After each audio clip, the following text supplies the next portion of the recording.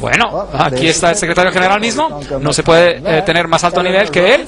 Eleanor Roosevelt, interesante. Thomas Merton, Jawaharlal Nehru, Anwar el-Sadat, Saraha Krishnan, además de los principales centros de Nueva York. Así que esos son los principales impulsores. No se trata solo de una pequeña organización que opera en algún rincón perdido. Esa es una organización central. ¿Y desde dónde operan? Bueno, están basados en la Catedral de San Juan el Divino. Tiene que ser bastante aburrido, ¿verdad? Siempre la misma cosa. La organización tiene capítulos activos en la India y en el Reino Unido, representantes en África, América Latina, Asia y el Medio Oriente. Se trata de un movimiento universal para juntar a todas las religiones. Bueno, echemos un vistazo a esta interesante catedral, que es la Catedral de San Juan el Divino. La catedral está ubicada en la calle 112, en la avenida de Ámsterdam, a una cuadra de Broadway, la catedral más grande del mundo. Eso es también interesante. La iglesia catedral de San Juan el Divino en Nueva York es la iglesia madre de la diócesis episcopal de Nueva York y la sede de su obispo. Recuerden que aquí es donde pusieron el Cristo femenino y tuvieron la cuestión del ordenamiento de los obispos homosexuales y todo tipo de cosas interesantes ocurrieron en esta catedral episcopal. Bueno, un poco más de historia. Jim Garrison, presidente de la Fundación Gorbachev de la Nueva Era. Esta es la fundación que fue fundada por Gorbachev en Nueva York. Jim Garrison ha dicho, vamos a llegar a un gobierno mundial, es inevitable. Va a haber conflictos, coacción y consenso. Eso es todo parte de lo que se necesitará a medida que daremos a luz la primera civilización mundial. Así que esa es la agenda que ellos tienen. Philip Jessup, un miembro del CFR y la Corte Mundial de Justicia, personas de rango muy elevado, ¿correcto? Y escriben, o estoy de acuerdo en que la soberanía nacional es la raíz de todos los males. Así que obviamente las naciones van a tener que renunciar a su soberanía hacia esta organización sin parecer que lo están haciendo. Sin parecer que lo están haciendo. El Manifiesto Humanista 2 afirma, deploramos la división de la humanidad a causa de los motivos nacionalistas. Hemos llegado a un punto decisivo en la historia humana donde la mejor opción es sobrepasar los límites de la soberanía nacional y avanzar hacia la construcción de una comunidad mundial.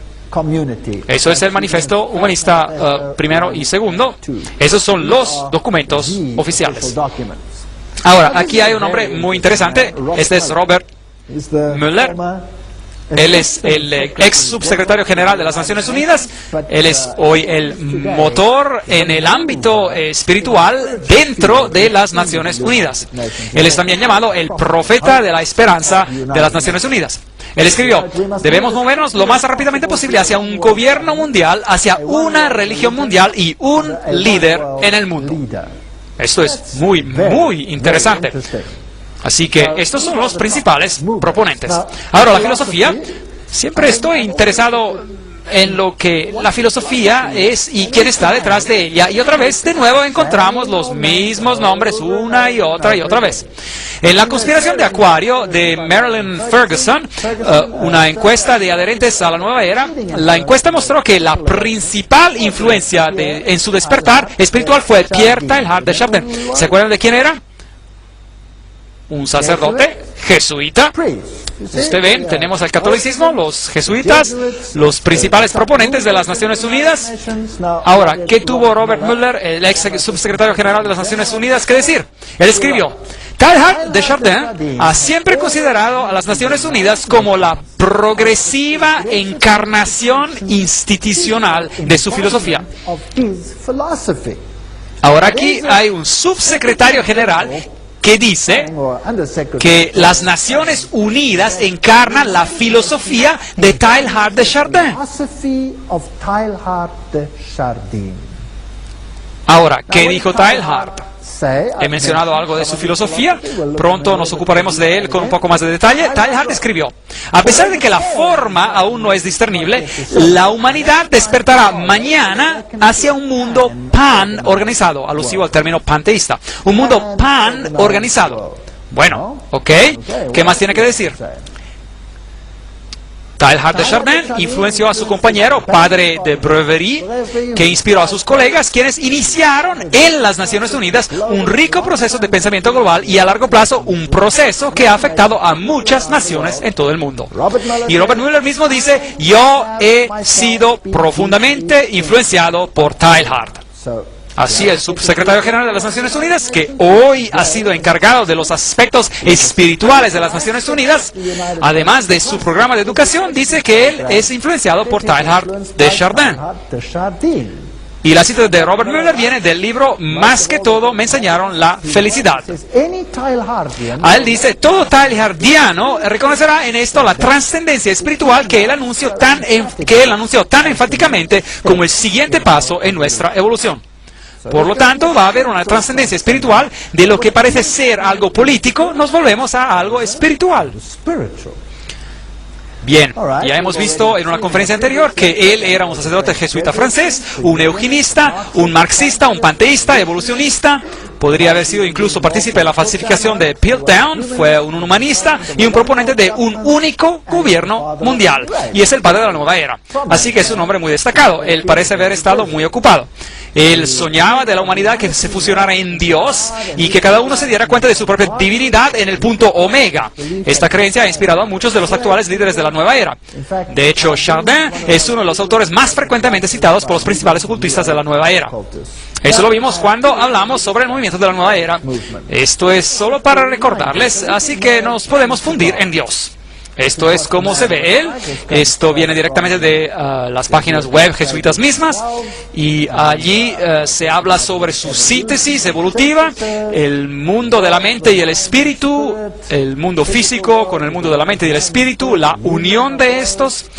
Y aquí están algunas de sus citas.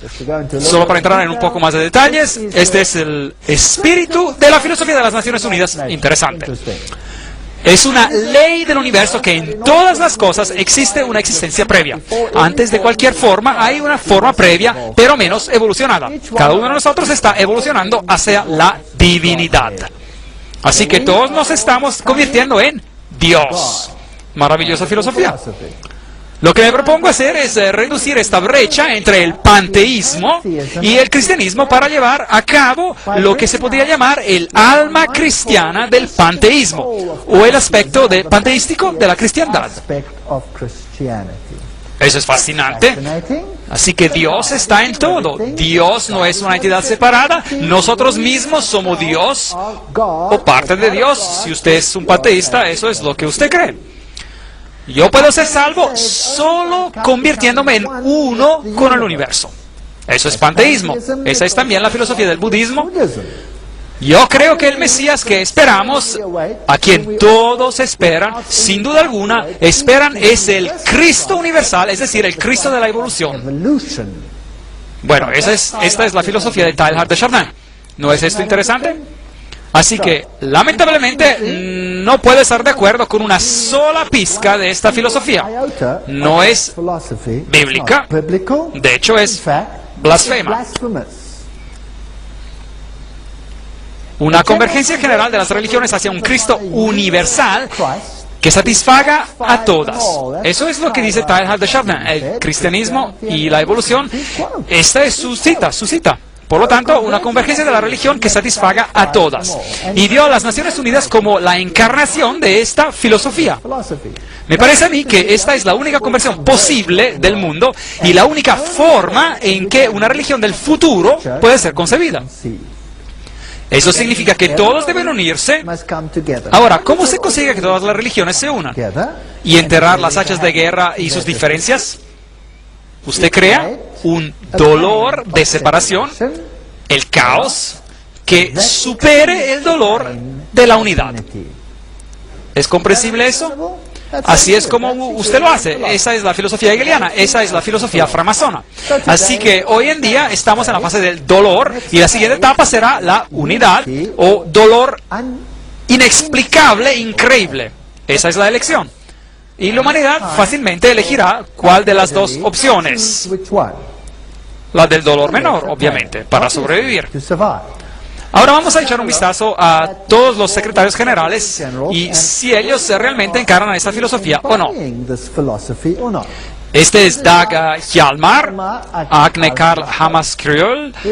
Él fue el secretario general de las Naciones Unidas del 10 de abril 1953 hasta el 1961 y se murió en un accidente de avión y fue el cuarto hijo del primer ministro de Suecia durante los años de la Primera Guerra Mundial. Él fue el primero.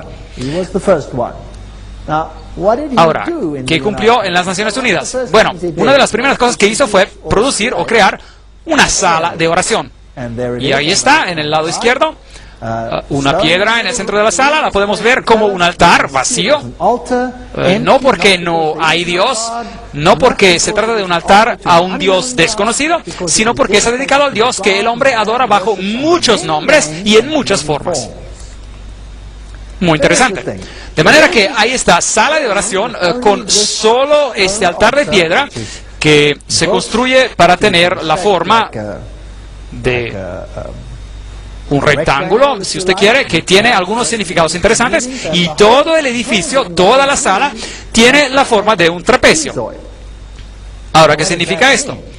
Bueno, hay también un ojo que todo lo ve, y ese símbolo que vemos aquí entre los hititas es también el símbolo, si se mira atentamente, de las Naciones Unidas.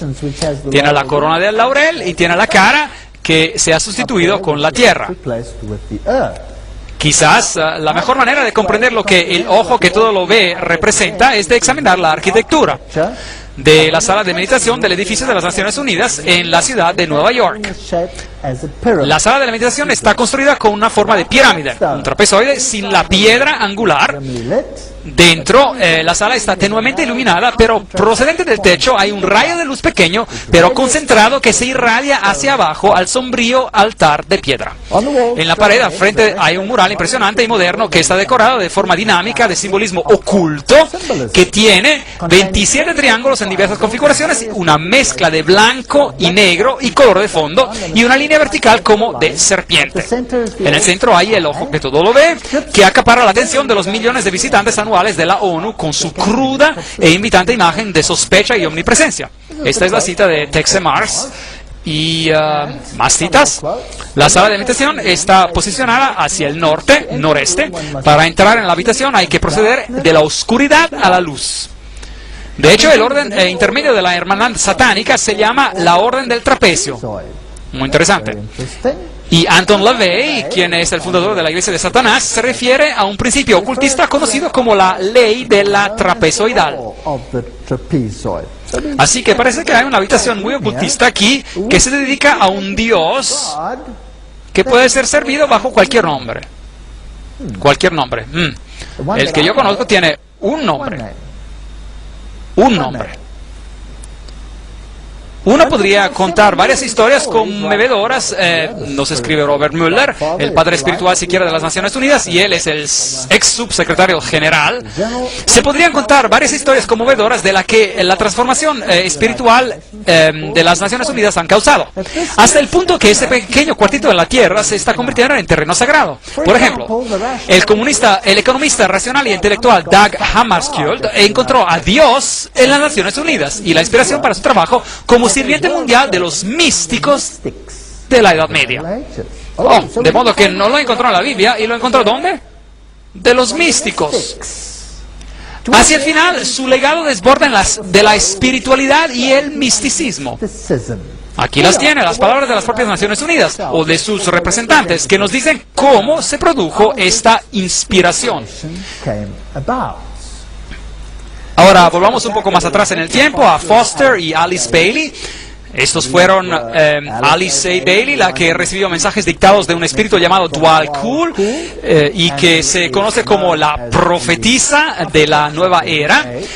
Y ellos comenzaron un grupo llamado la Buena Voluntad Mundial, World Goodwill, una organización no gubernamental dentro de las Naciones Unidas. El objetivo declarado de este grupo es de cooperar en el mundo de la preparación para la reaparición de Cristo.